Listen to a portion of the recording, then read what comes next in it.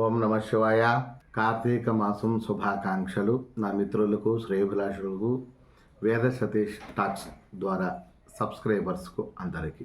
గత వీడియోలో 3వ అధ్యాయం వరకు తెలుపుకున్నాం. అదే 4వ వీడియోను ఈరోజు కొనసాగిద్దాం. కార్తీక పురాణం 4వ అధ్యాయంలో దీప ఆరాధన మహిమ గురించి మహా అద్భుతంగా తెలియజేయటం జరిగింది.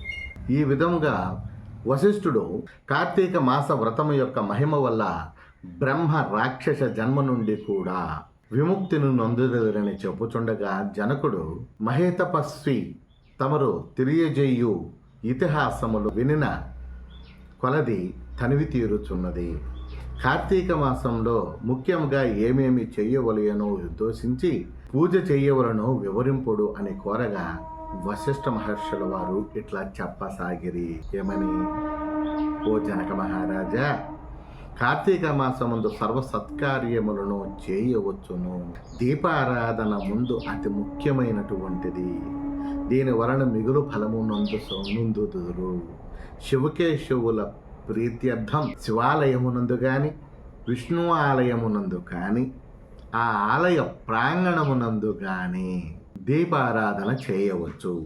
సూర్యాస్తమయమందునందు గాని, సంధ్యా సమయంలో చీకటి పడుటకు ముందు గాని, శివకేశవుల సన్నిధిలో గాని, ఆయా దేవాలయ ప్రాకారమునందు గాని దీపమునుంచిన వారు సర్వ పాపముల నుండి విముక్తులవుదురు, వైకుంఠ ప్రాప్తి నొందుదురు.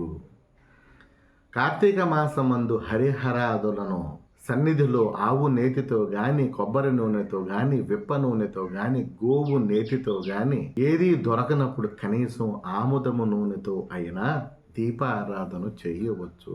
ఆ దీపారాధన నూనె చేసిన వారికి మిగుల పుణ్యము కలుగును. భక్తిపరులుగా గాని నొసుగుటయే కాక అష్టైశ్వర్యములు కలిగిన శివకేశవ సన్నిధులకు వెళ్ళుదురు. దీనికి తార్కాణంగా మరొక అంశాన్ని కూడా వశిష్ఠ మహర్షుల వారు శ్రీ జనక మహారాజు వారికి తెలియజేస్తూ ఉన్నారు.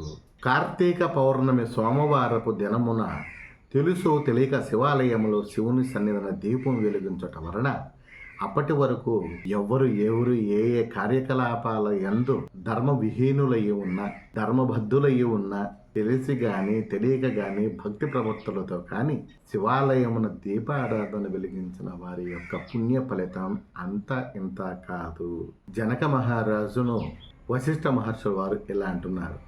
ఓ జనక మహారాజా, కార్తీక మాసమునందు విష్ణు ఆలయంలో కానీ, శివాలయమునందు కానీ, ప్రాకారమునందు కానీ, సోమవారం రోజున కానీ, కార్తీక పౌర్ణమి నాడు కానీ తెలిసి కానీ తెలియక కానీ భక్తితో కానీ చేసినటువంటి దీపారాధన యొక్క ప్రతిఫలం ఎంత అద్వితీయంగా ఉంటుందో వింటివే రాజా అని వశిష్ఠ మహర్షుల వారు జనక మహారాజుతో ఇట్లా అంటూ ఉన్నారు. శివాలయములో దీపారాధన చేయటం వలన ఎటువంటి వారికైనా కైలాస ప్రాప్తి కలుగుతుంది. కావున కార్తీక మాసమునందు నక్షత్రమాల యందు దీపముంచిన వారు జన్మరాహిత్యమును నందురని కూడా తెలియజేశారు. ఇట్లు స్కాంద పురాణాంతర్గత వశిష్ఠ ప్రోక్త కార్తీక మహత్యమందలి 4వ అధ్యాయం సమాప్తమని తెలియజేస్తూ ఉన్నారు. ఇంకా కథ రూపంలో, ఉదాహరణ రూపంలో ఉన్నాయి. వాటిని సంక్షిప్తం చేయడం కోసం మీకు సంక్షిప్తంగా ముఖ్య అంశాన్ని మాత్రం తెలియజేయడం జరుగుతుంది. అన్ని మాసముల లెక్కల్లా ఎంతో మహిమాన్వితమైనటువంటి పవిత్రమైనటువంటి ఈ కార్తీక మాసాన్ని దామోదర మాసం అని కూడా అంటారు. అటు కృష్ణ భక్తులు కానీ, విష్ణు భక్తులు కానీ, శివభక్తులు కానీ, ఏ దేవీ దేవతలకు భక్తులు కాని వారైనా ఈ మాసమున ఉనర్చుకున్నటువంటి ఏ భక్తి కార్యమైన, సత్కార్యమైన, దాన కార్యమైన చేసి వారి జన్మరాహిత్యాన్ని పొందగలిగి స్వామి వారికి సంపూర్ణ అనుగ్రహ పాత్రలు కావాలని కోరుకుంటూ, కృష్ణ భక్తులైతే ఓం నమో భగవతే వాసుదేవాయ నమః అనే మహామంత్రాన్ని కానీ, ఓం నమో నారాయణాయ నమః అని కానీ, ఓం నమః శివాయ నమః అని కానీ ఏదో ఒక మంత్రాన్ని 108 పర్యాయాలు ఒక జపమాల ద్వారా కానీ వేళ్ల ద్వారా లెక్కింపు ద్వారా కానీ కౌంటర్ ద్వారా కానీ జపమాల ద్వారా కానీ గృహమునందు కానీ ఉసిరిక చెట్టు నందు కానీ జమ్మి చెట్టు నందు కానీ దేవాలయ ప్రాంగణములందు కానీ కాస్తంత సమయాన్ని వెచ్చించి అవివాహితులు కానీ వివాహితులు కానీ అందరూ కూడా మహిమాన్వితమైనటువంటి ఈ మాసంలో గొప్ప పుణ్యాన్ని కడించి అందరూ సుఖవంతులు కావాలని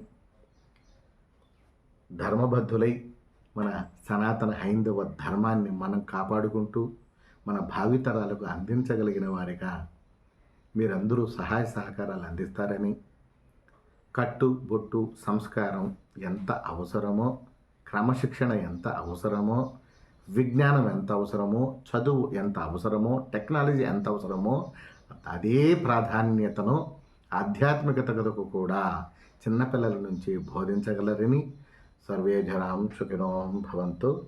ఓం నమః శివాయ. మీ అందరి శ్రేయభిలాషి దాసరాజు సతీష్ కుమార్, వేద సతీష్ టాక్స్ ద్వారా మీకు నేను సుపరిచితుణ్ణి. మీ బంధుమిత్రులకు శ్రేయభిలాషులకు షేర్ చేసి సబ్స్క్రైబ్ చేయించగలరని ఆశిస్తూ మీ దాసరాజు సతీష్. నమస్తే.